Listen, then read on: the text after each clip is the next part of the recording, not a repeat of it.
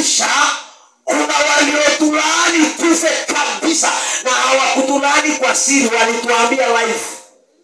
Lakini Bwana akatubeba kinyume chao, akatufanya tunaishi. Amen. Kwenye haya maisha kuna waliotoa sadaka kwa ajili yetu ili tupotee tusiwepo kabisa, lakini Yesu akafuta hati ya mashitaka, akatuweka huru, tusiwe watumwa popote, tusiwe wafungwa popote, tusidaiwe popote, tusihukumiwe popote, tutaishi tukiwa huru kinyume cha matakwa yao. Akatuokoa na mawazo ya wabaya, akatutoa kwenye mtego wa mwindaji, akatutoa kwenye maneno yanayoua, akatuweka kwenye neno la uzima, tukawa chanzo cha uwepo wake duniani. Tukaanza kusimulia kwamba sisi tunaishi kwa neema. Kwa nini? Kwa sababu kuna neema ilitubeba.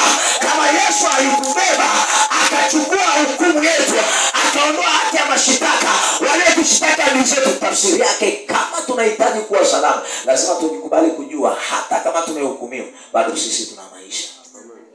Nisikilize, hatuishi maisha kwa sababu tumechaguliwa na watu. Tunaishi maisha kwa sababu Mungu alituchagua kwa asili, akatuweka. Kama alituweka, kila kesi inayotukabili ni ya kwake.